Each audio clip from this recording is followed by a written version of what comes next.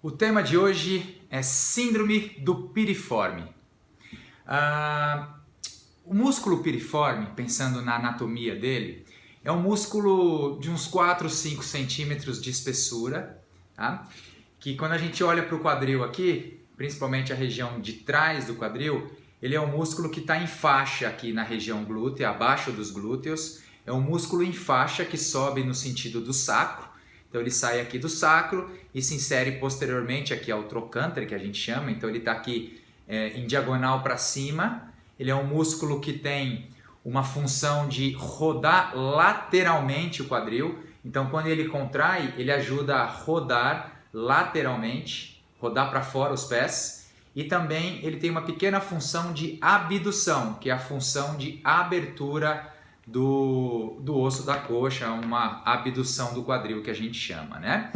Esse é um músculo importante nessa região posterior do quadril e que é um músculo, justamente por ser importante, não é o mais importante. Os músculos glúteos, o máximo e médio, que estão acima dele no quadril, eles são mais fortes e tem mais alavanca para mexer no osso do quadril. Mas o piriforme tem a sua importância sim, porque ele é um coadjuvante para rodar e abduzir o quadril, como eu disse anteriormente, tá?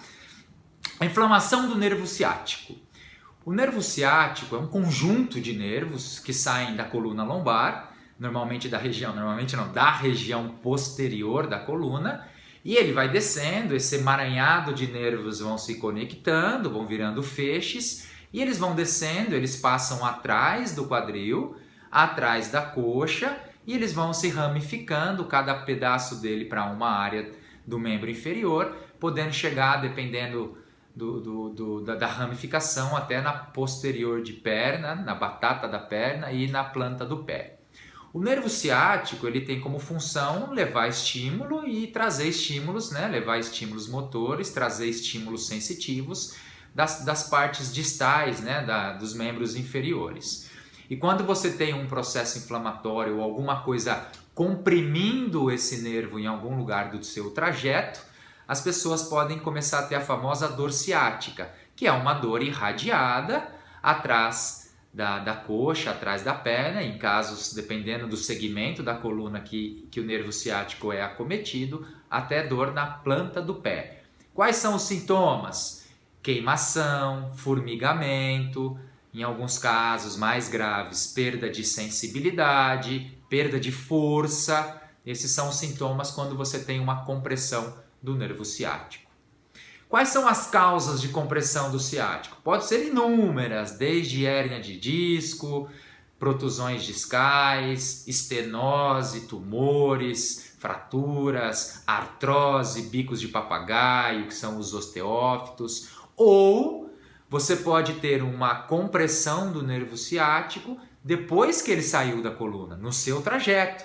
Por exemplo, quando o músculo piriforme ele pressiona muito o nervo ciático e aí responde ou corresponde à ação do ciático, à dor irradiada.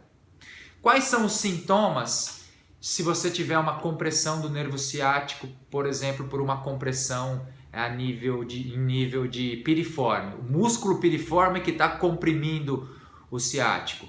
Uma dor posterior nas nádegas, que o americano chama de buttocks pain, dor nas nádegas. Essa dor ela pode irradiar um pouquinho para a lateral do quadril e vir até o terço médio da coxa, tá? Dificilmente uma compressão do ciático pelo músculo piriforme, a dor chega na planta do pé e na batata da perna. Dificilmente, ela normalmente para antes na coxa mesmo e lateral da perna, lateral da coxa. Só que diagnóstico e exames. Muita gente confunde, pessoal. Quando você tem dor na região posterior do quadril e você faz uma palpação, você aperta ali o bumbum bem profundo e sente dor, isso pode ser um espasmo, uma contratura do músculo piriforme e gera dor posterior no quadril. Não necessariamente você tem a síndrome do piriforme. Pode ser simplesmente uma contratura ou espasmo do piriforme, o que é extremamente comum. Vejo isso todo dia no Instituto Trata e no ITC Vertebral.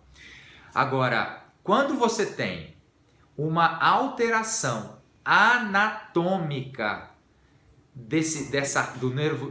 do músculo piriforme, onde o músculo ele acaba tendo uma abertura, quase que uma herniação, e o nervo piriforme passa no meio ou encostado ali nas fibras dele. Quando tem uma relação entre os dois, aí sim, se isso provocar dor, aí a gente chama de síndrome do piriforme. Então precisa ter a constatação por meio de exames de imagem, pode ser um ultrassom, uma ultrassonografia, e principalmente a ressonância magnética, para detectar que existe essa alteração anatômica para o ciático ou nervo ciático passar no meio do piriforme. Aí sim, o diagnóstico é síndrome do piriforme. Se você não tiver essa constatação, você vai chamar simplesmente de uma contratura de piriforme, ou até quando existem algumas pequenas compressões nervosas, a gente chama de dor glútea profunda, também é um outro diagnóstico diferencial. Tratamento.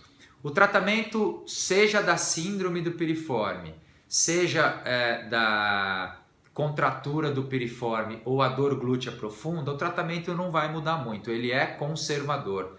Um bom trabalho de fisioterapia, pode até eventualmente o médico trabalhar com medicação anti-inflamatória ou até em últimos casos infiltrações de corticoide, de botox, enfim, de relaxantes musculares para tentar diminuir essa tensão.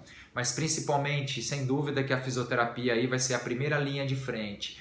Você fazer um bom trabalho de liberação miofacial, de massagem nessa região, um trabalho de alongamento, de pompagem, um trabalho de mobilização articular de sacroiliaca, que é uma articulação um pouquinho mais acima, de quadril, agulhamento seco, algumas técnicas para relaxar diretamente o músculo, recursos físicos de eletrotermofototerapia, como laser, a terapia combinada, ondas curtas, ou micro-ondas, esses equipamentos. E depois, quando o paciente se sentir bem, um trabalho de fortalecimento dos músculos abdominais, que nós chamamos de core, e também um trabalho específico de fortalecimento do glúteo médio, glúteo máximo, que vão tirar a sobrecarga do músculo piriforme. Essa é a primeira linha de tratamento para esses casos. Só em casos extremos, que aí vai para infiltração ou para outras aplicações, bem como até procedimentos cirúrgicos, como tenotomia, retirada do músculo, enfim. Mas aí não precisa nem tocar nesse assunto, porque eu mesmo nunca vi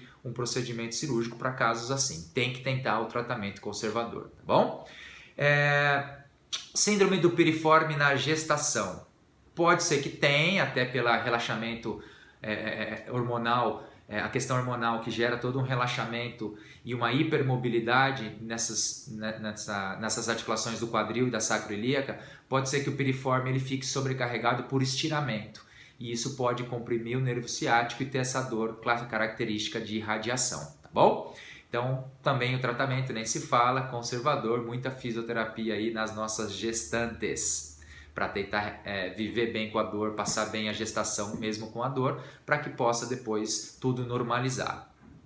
Recomendações para viver sem dor. Eu acho que se você já tem um diagnóstico de contratura de piriforme, de espasmo de piriforme, de dor glútea profunda ou até mesmo da síndrome do piriforme, fisioterapia, dá um passinho para trás, faz uma boa físio e depois dá 2 para frente. E aí depois é manter essa musculatura do quadril forte, ativa. Quanto mais força você tiver nos glúteos, que a gente chama de complexo posterolateral do quadril, menos você vai sobrecarregar o piriforme. Seja com um exercício de fisioterapia, depois uma musculação bem conduzida, seja o próprio pilates, hidro, ginástica, essas coisas, tá bom? E perguntas, se quiserem interações, outras questões, segue aqui o link, segue o nosso website e estamos à disposição. Grande abraço!